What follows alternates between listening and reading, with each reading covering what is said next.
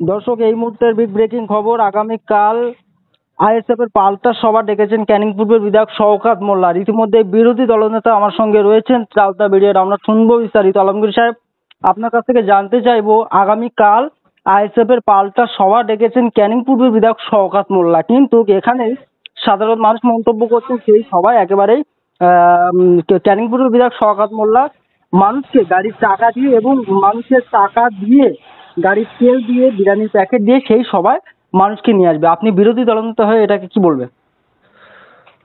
দেখেন, আজকে তো এটা প্রথম নয়, এর পূর্বে থেকে আমরা দেখে আসছি এরা সবসময় মানুষের লালসা দেখিয়ে মানুষের অধিকার কেড়ে নিতে চায়। সেটার নজির আমরা দেখে এসছি।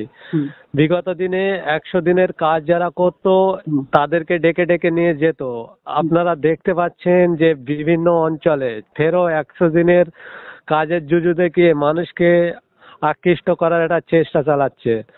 ক্যানিং পূর্বের বিধায়ক যে প্রতিশ্রুতি তিনি দিয়েছেন, তিনি যদি সত্যি নেতৃত্বে যদি ভাঙড় তৃণমূল কংগ্রেসের সমর্থকের দিকে এগিয়ে যায়, আমি শওকত সাহেবকে বলবো আপনি অবিলম্বে একটা ব্যবস্থা করুন, ড্রোন ক্যামেরা প্রতি মানুষের মুখটা অন্তত পক্ষে দেখা যায়, তাহলে বোঝা যাবে আপনি কোথায় কোথায় থেকে লোকে এনেছেন।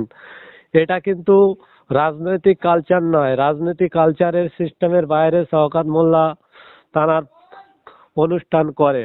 এই নিরিখে আমরা বলবো ভাঙড়ে যারাই জমায়েত আসবে সবাইকে অভিনন্দন অগ্রিম জানিয়ে রাখছি, কিন্তু তাদের সাথে সাথে এটাও বলে রাখছি আপনাদের এই লোভ লালসা দিয়ে আপনাদের যে অধিকার, সাংবিধানিক অধিকার এবং নিজের অধিকার এবং সরকারি অনুদান থেকে বঞ্চিত করার একটা ফেরও প্রচেষ্টা চালাবে বলে আমরা মনে করছি।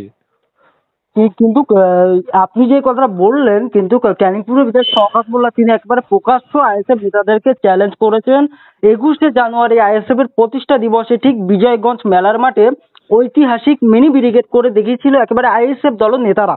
কিন্তু আবার ক্যানিং পূর্বের বিধায়ক শওকত মোল্লা তিনি চ্যালেঞ্জ করে বলছেন যে আমরা তাদের থেকে যদি 15 ভাগ বেশি লোক না দেখাতে পারি কি আমি রাজনৈতিক ছেড়ে দেবো, রাজনৈতিক থেকে তিনি অবসর নেবেন। কি বলবেন তাহলে?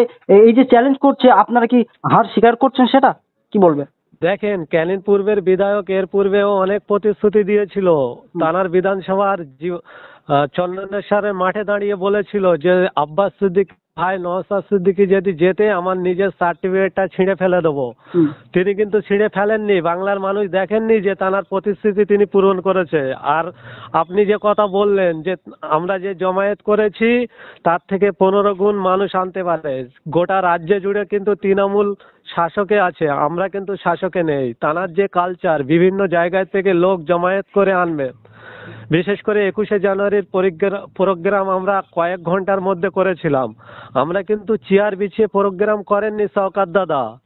আমরা কিন্তু মানুষকে গাড়ি ভাড়া দিয়ে নিয়ে আসিনি কো। আমরা কিন্তু বিরিয়ানির প্যাকেট ধরিয়ে নিয়ে আসিনি শওকত দাদা, এটা আপনার জেনে রাখা দরকার।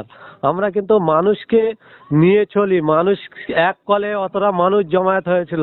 আপনার যদি সিস্টেমের মধ্যে 15 গুণ লোক বেশি আনতে পারেন, এর মধ্যে এটা কি প্রমাণ হয় যে আপনার দিকেই মানুষ থাকবে? মানুষের কণ্ঠস্বরকে আপনার কণ্ঠ রোধ করে রাখেন। মানুষ হয়তো অনেক সমস্যায় থাকে, তার জন্য শাসক দলের সঙ্গে যাবে। দিনের শেষে যে রেজাল্টটা দেবে সেই রেজাল্টটার দিকে অপেক্ষা রাখতে বলবো শওকত সাহেবদেরকে।